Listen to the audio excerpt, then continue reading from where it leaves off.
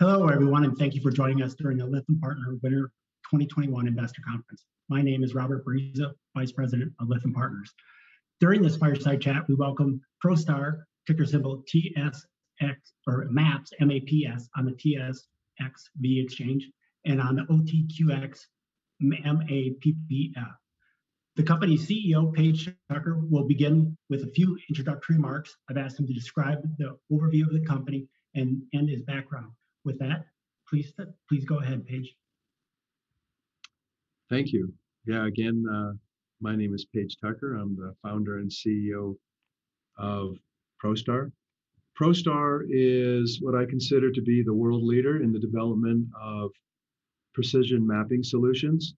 We have developed a cloud and mobile platform that allows you to precisely capture, record, and display the precise location of critical infrastructure, both above and below ground, down to the centimeter, using a standard mobile device, including a smartphone that's probably in front of you, or a tablet that you can buy at any Verizon or Best Buy store. When you look at the ProStar infrastructure software, can you walk through how you're able to achieve that centimeter accuracy using the GIS system? I think people are a little bit unfamiliar with how the technology really incorporates many different points of accuracy.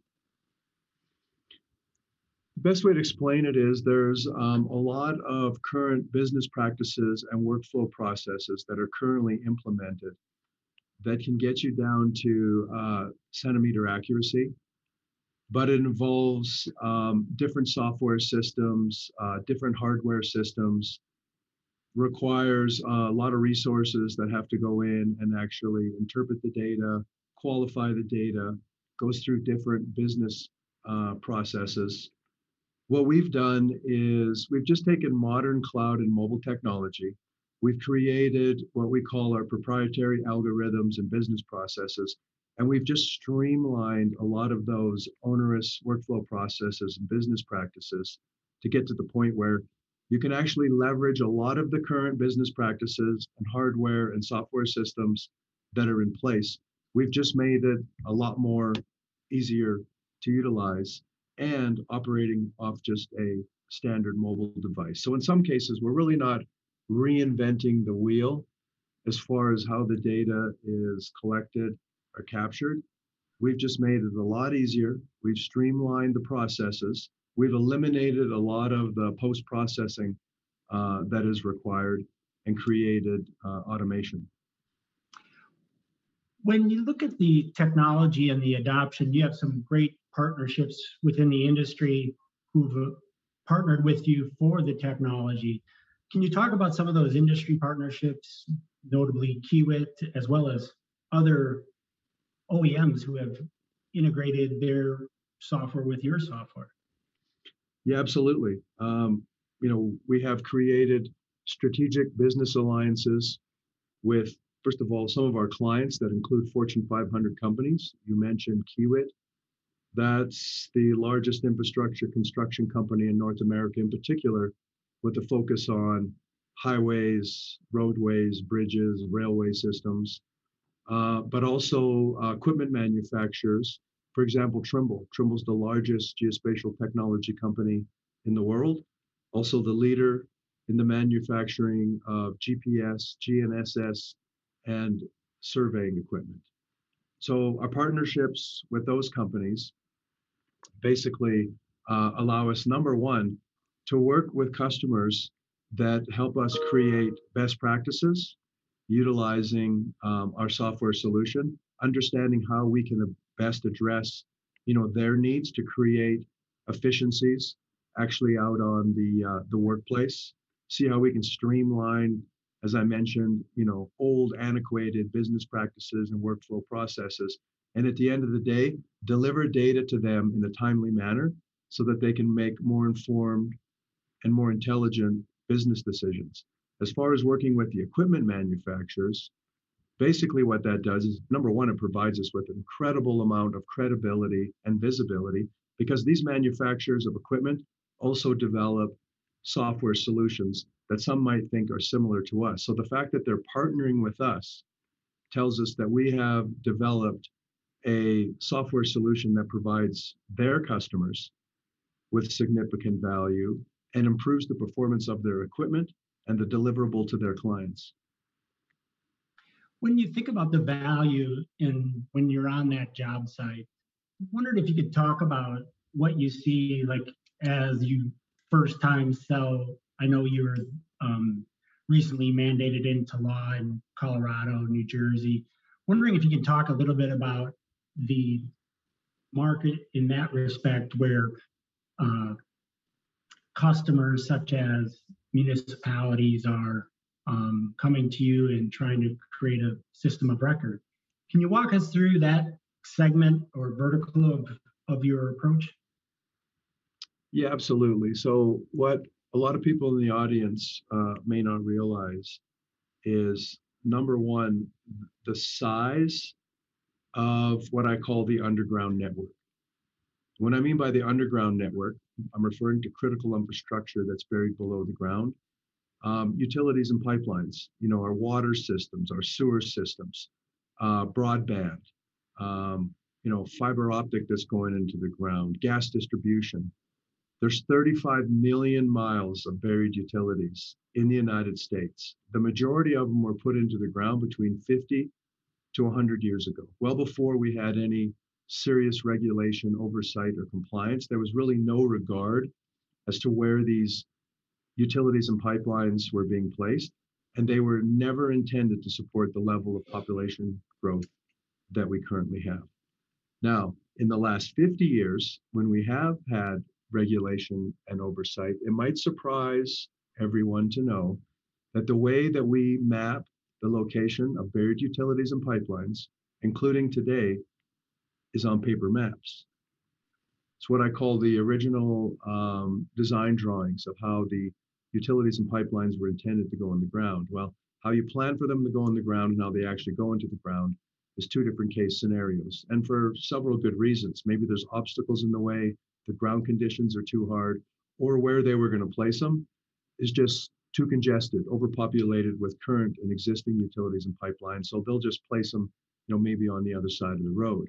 The problem is these as-built drawings become the system of record, so they're inaccurate by nature. What that means is that in some cases, we don't have any data on where these utilities and pipelines are buried, so we have to guess. And in the best case scenario, it's based on as-built drawings, which are inaccurate by nature. That means that we really don't know with any level of confidence as far as the location accuracy of where these 35 million miles of pipelines are buried. So what that means is that on any construction site where there's going to be construction that will require some level of digging activity, it's like a needle in the haystack. They actually really don't know where the utilities are buried below the ground, and yet they have to dig around them and hope that they don't hit those utilities. Because if you hit a utility or pipeline, some bad things can happen. And it happens every day. Actually happens every minute of every working day in the United States that we hit a utility or pipeline. That means when you hit a utility or pipeline, bad things are going to happen. It could be, serious flooding. You could have traffic lights that are down for several hours, so you have serious traffic disruption. You could have dangerous petroleum products that are seeping into our water systems. Or in worst case scenarios, if you hit a high pressure gas line, you could have an explosion. And when you do, you're going to injure either the worker, the public, or you could have loss of life. And I would actually argue the loss of life scenario is actually happening far too frequently.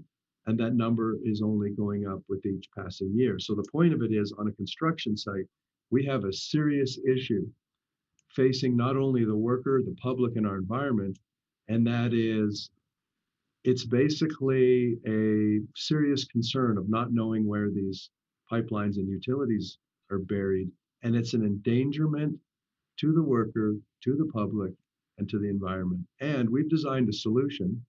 I like to refer to it as, the Google of the underground. This is our own geospatial engine designed to provide centimeter accuracy and permit you to see what's buried below the ground. So you could potentially just envision in your mind the value of being able to understand precisely where the utilities and pipelines are located below the ground before you start with any digging activities during a construction project.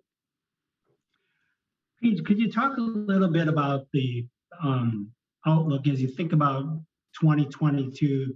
Clearly, you've proven out the technology. You've obviously recently raised funding, so congratulations. It would seem to me more that your number one goal now is execution. Or how do you think about 2022 in your priority list, I guess? Well, absolutely. You could call it the perfect storm, or the stars are starting to align. In some cases, it's based on very strategic planning, but in some cases, it is almost based on luck, the stars aligning, meaning finally, we're starting to see more awareness in the market, not only in the United States, but worldwide, on just how big this problem is of not knowing where buried utilities and pipelines are. In addition to that, we have the infrastructure bill that was just passed, $1.2 trillion infrastructure bill, which, by the way, you're going to have hundreds of billions of dollars that's earmarked not only for roads, bridges, highways, railway systems, but also for our vast network of aging water systems, sewage systems, and for the expansion of broadband. And I think the reason that I call it the perfect storm is I don't think government itself understands that anytime you do construction on anything above ground that's associated to critical infrastructure or below ground, they're going to impact one another and potentially adversely. So in addition to this, the shift in the market, and also with the passing of the infrastructure bill, we spent almost 6 years developing out this technology, even though we only went public on January 11th of this year. Prior to that, we spent 5 years developing out the technology and working with partners like Kiewit, working with the Colorado Department of Transportation, who this year, as you mentioned, mandated our software into state law, working with the equipment manufacturers, not only Trimble, but several of the major equipment manufacturers that are responsible not only for GPS equipment manufacturing, but also the devices that are required to locate where the utilities and the pipelines are. We actually spent 3 years redeveloping our initial software platform, and we introduced that at the end of March. And then, as you just mentioned, one of the things you need to execute is a pretty flush treasury. You want to make sure that you have enough runway to execute on your business plan.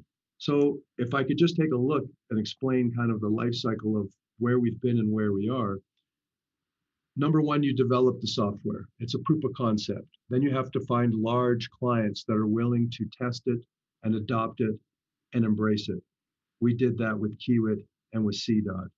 Then we worked with the major equipment manufacturers because they're part of this whole food chain as well, because no one wants to have to go out and, invest in a bunch of new equipment. Ideally, it would just seamlessly integrate with their legacy equipment that they've made huge investment in.